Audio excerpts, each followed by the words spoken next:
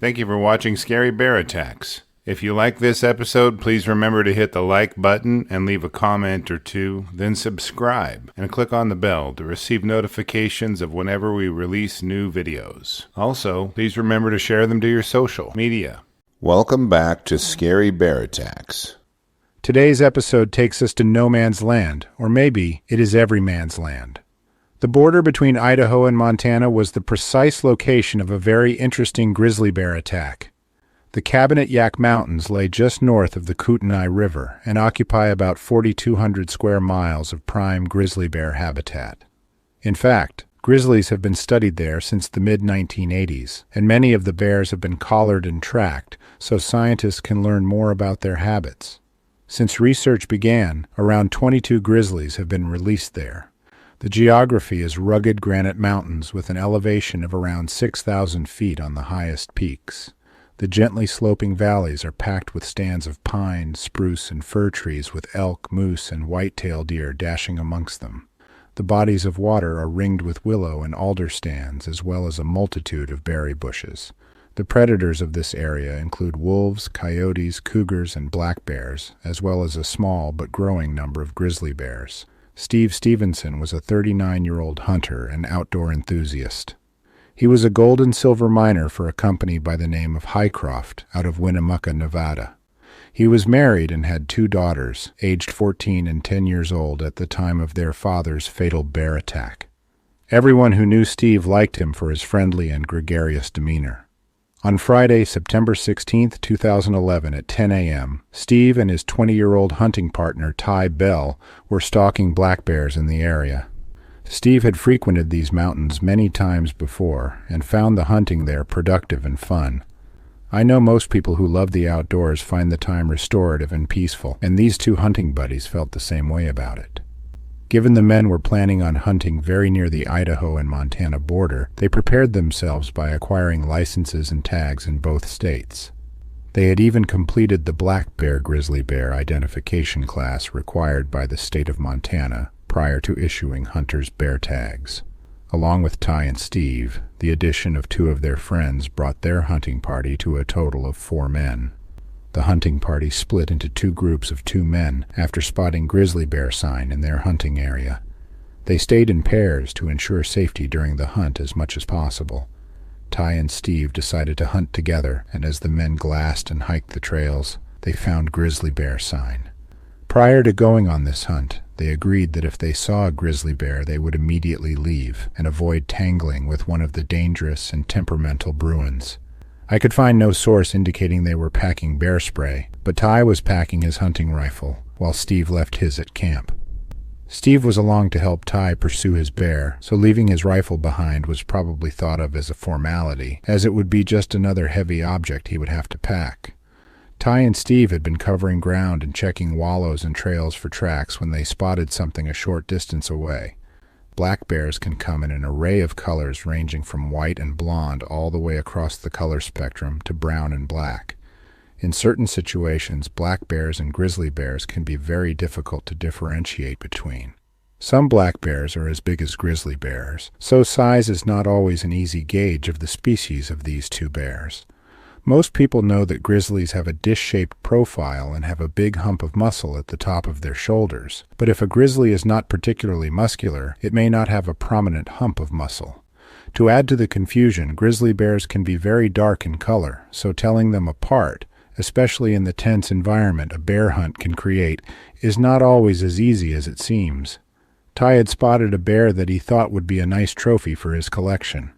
The meat was a plus, as the hide is a beautiful artifact many hunters have mounted or turned into a rug.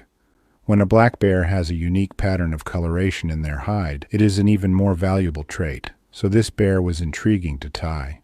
Ty quickly worked himself into a position for a shot and fired on the bear, which immediately showed signs of being struck by his bullet.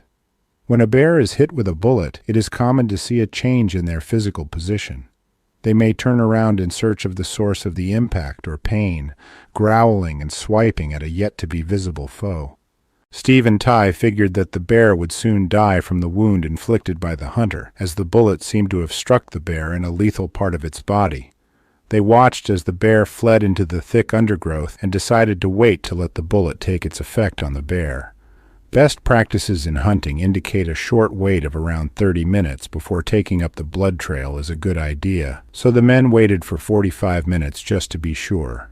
When the time was up, the men began following the bear's blood trail and tracks.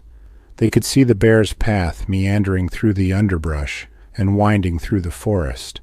It wasn't long until they glanced up and could see the bear lying dead on the ground. Ty started to approach the apparently dead bear when it surprised him by jumping to its feet once he was only a few yards away. The hunters were both on the same side of the grizzly, with Steve behind and off to one side of Ty by a few yards. Steve could see the grizzly closing in on Ty and immediately jumped into action. He yelled at the bear and took a few steps toward it, to draw its attention to him, and the bear grimly obliged. The grizzly turned its course toward Steve and quickly closed in on him instead. Steve could see the 400-pound grizzly churning its legs as it powered its way toward him, with its eyes intensely focused on him. The bear knocked Steve to the ground, clamped its jaws onto his leg, and gave him a violent shake by tossing its head back and forth quickly. The grizzly then moved its attack toward Steve's upper body and stood over him, venting its rage. Ty was amazed at how quickly this bear reacted and attacked Steve. He leveled the sights of his rifle on the bear and began firing into the bear in an attempt to kill it before it could kill Steve. He completely emptied his rifle and sprinted back to camp to grab Steve's rifle. His adrenaline surged as he ran back toward his friend and the furious grizzly bear. Upon arriving at the attack scene, Ty could see the bear still standing over Steve. He fired Steve's rifle into the bear and it piled up, dead from several wounds inflicted by the hunters' rifles. Ty quickly ran to Steve's side in an attempt to help him. He could see an enormous wound in his friend's chest and several gashes and puncture marks on Steve's legs. Ty immediately pulled out his cell phone and somehow managed to get reception. He requested help for his friend, but the area was very remote, with no roads or trails providing easy access. The authorities sent out a medical helicopter to the location of the attack, provided by the cell phone's GPS. The coordinates happened to be precisely on the Idaho and Montana state line. Once they arrived, the authorities and medical professionals pronounced Steve dead. They loaded his body into the helicopter and turned it over to Lincoln County, who turned it over to the Montana State Crime Lab for analysis. After examining Steve's body, the coroner and crime lab analysts declared that he had died from one of Ty's bullets fired in his friend's defense. The bullet had struck Steve in the chest after passing through the grizzly and was the primary cause of his death. The carcass of the grizzly was taken in for a necropsy.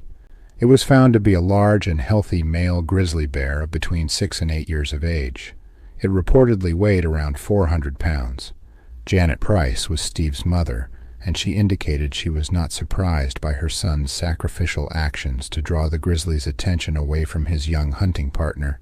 She indicated that he would have done that for anyone, as that was his caring and giving nature. This isn't the first case of a black bear hunter mistaking a grizzly bear for a black bear. In the year 2007, a Tennessee man shot a grizzly by mistake in central Idaho. Grizzlies were last spotted in this area in 1946, so it was fairly safe to assume any bear there would likely be a black bear. Grizzlies are still under protection from hunting in the lower 48 states, with the exception of defense of self or property. Steve's death resulted in legislation sponsored in the Idaho legislature designed to amend the Endangered Species Act to permit killing a grizzly in self-defense or the defense of another person. After reviewing the facts surrounding this sad and difficult episode, I am left with a few questions for you. Do you think it is always easy to tell the difference between a black bear and a grizzly bear? Would Steve have survived if he had carried his hunting rifle with him? Do you think there could be a hybrid population of part grizzly, part black bears that don't exhibit clear grizzly traits or traits of both species? Would you shoot a grizzly bear while it was standing over one of your hunting buddies and attacking him? I will be glad to read and respond to your thoughts, so please post them in the comments section below, and let's talk about it.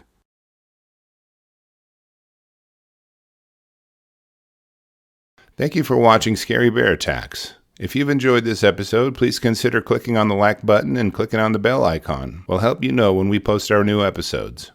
Posting our video links to your social media profiles furthers awareness, and it's fun. We slashed our prices in our merch store, linked below, so check out the bargains there while you shop. As a member of our human community, remember to adventure bravely and be careful out there, especially in bear country.